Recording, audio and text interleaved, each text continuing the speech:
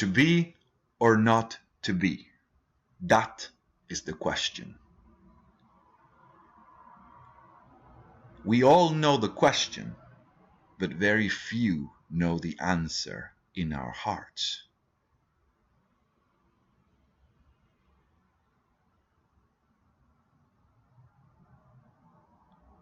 I grew up, as most of us in the Western world,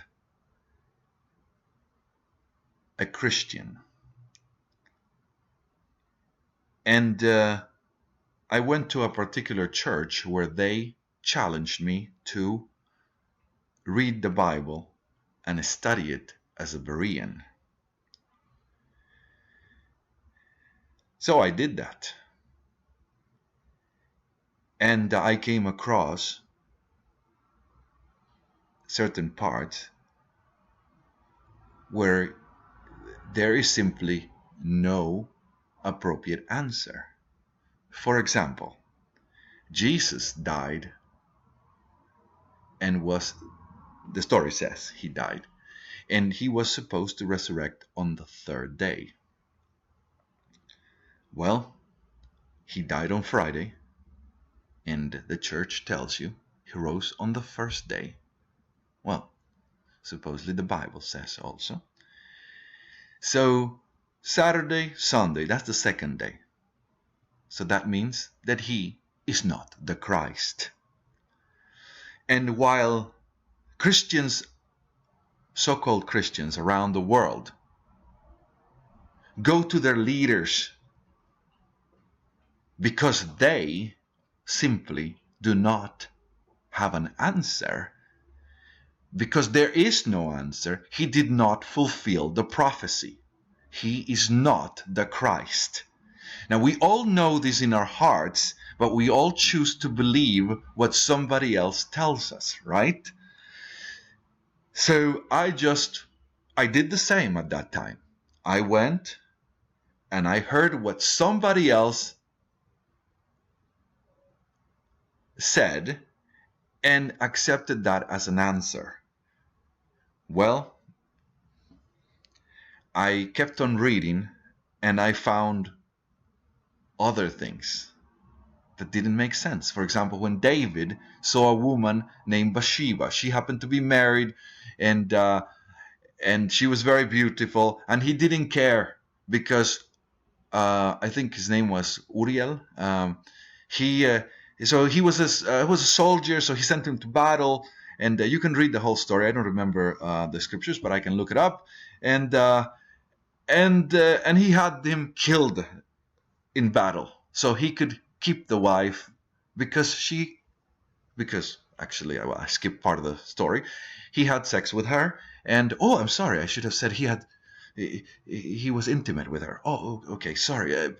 Politically correct words. Anyway, the thing is, she got pregnant, and he wanted to hide the pregnancy.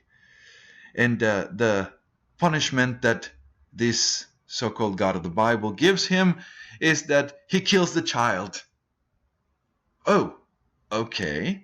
But I thought the Bible said that you will not pay for the sin of your father, and the son will not pay for the sin of his father, and vice versa.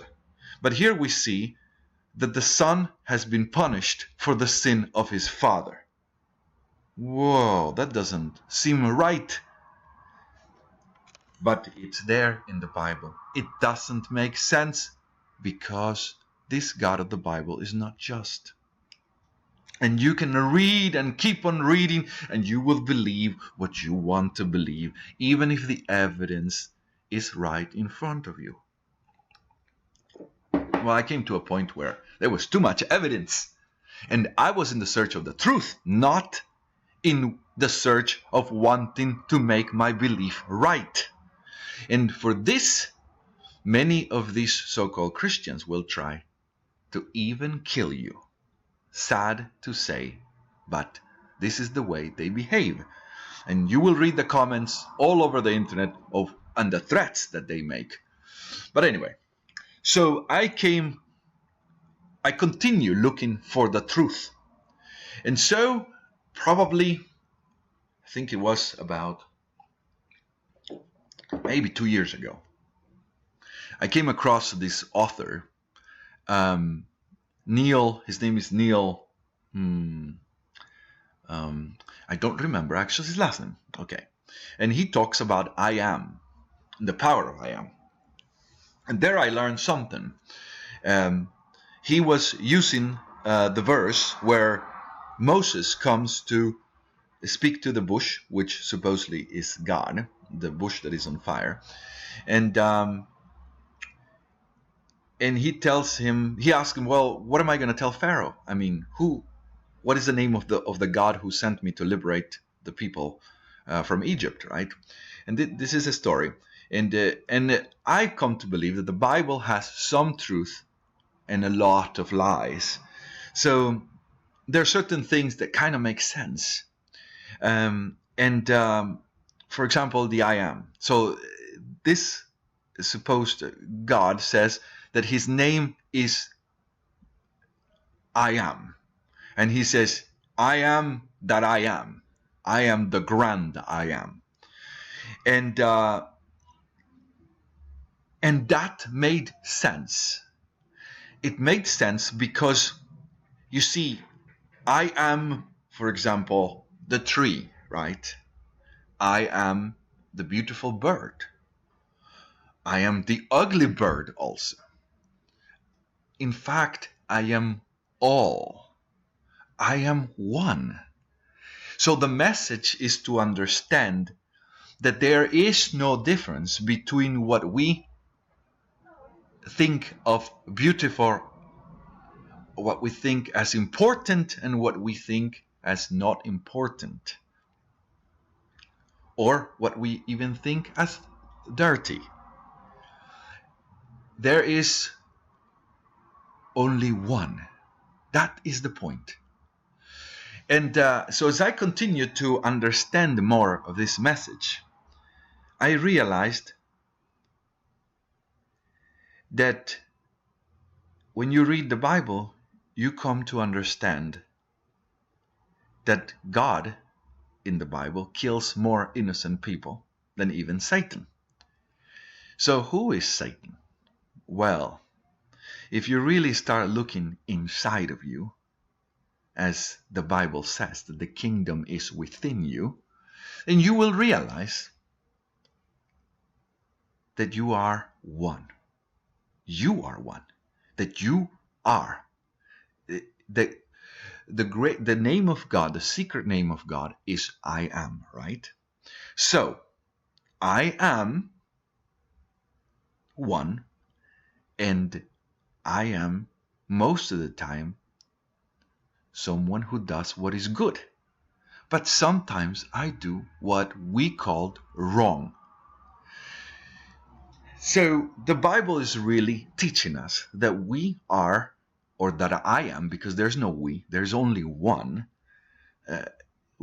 We have been taught that we are separate, that the Chinese like math, and that the Westerners like us are not so good at math. But that's not true. Every country has smart, beautiful, ugly, dumb. Mostly dumb. It's the truth. I mean, hard to accept it, but it's the truth. And we have tall, we have skinny, we have fat, we have everything. There is no group that is superior to the other, because in reality we are one. One body that has many parts, and one body without a foot is not complete. One body without a head is not complete. We are grateful for all parts of our body. We are grateful for all people of all nations. And so coming back to I am, right? I am is you. So you are good and you are bad. You are God and you are Satan. And when you realize that, then you're ready to answer the question, to be or not to be. This is the question. And the answer, when it dawns, as they say, when it dawns in your heart, then you will know. You will be. And this is the important thing. You see, whoever created the English language, they put messages into it. They say to you that you are a being, right? Oh, wait a minute. The most important verb in the English language would be to be, right? To be. And you are a being.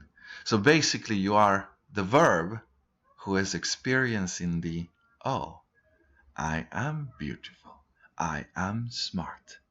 I am not so beautiful. I am incredible. And you can focus on the negatives, what we call negatives. Let's say the aspects of Satan, or you can focus on the aspects of God. The night is beautiful, but we believe that the day is even more beautiful. We must learn to be grateful for the beautiful, for the bright, and also grateful for the dark, for the little dull.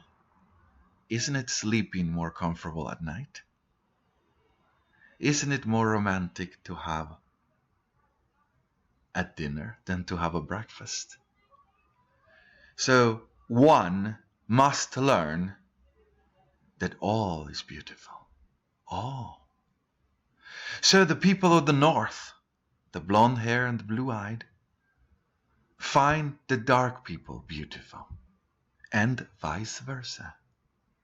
But this is one thing that we have not been taught.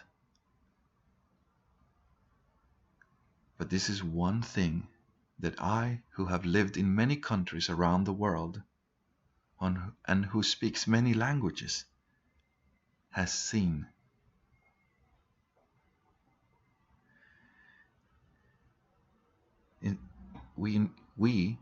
One must stop the divisions, and one must realize that one can bring heaven, that one can create heaven here on earth. So, to answer the question, to be or not to be, I am. That is the answer. And if you watch the video and you don't realize in your heart the answer, you have learned nothing. And I can stand here and say that I am God. I am one. And even as the Bible says that we are one body, then the Bible also tells you that you are one. And I am here to say that I am Satan also, because I am all. And one God cannot be complete without having a dark side. The difference between the one wonderful God is that I have control over my dark side. And so I shed my blood to save the world. I am the Christ. Yeah, Jesus is not real. Jesus is just a story about you. And when you realize that, that there's a reason why the genealogies do not match each other. And I know they will try to tell you, in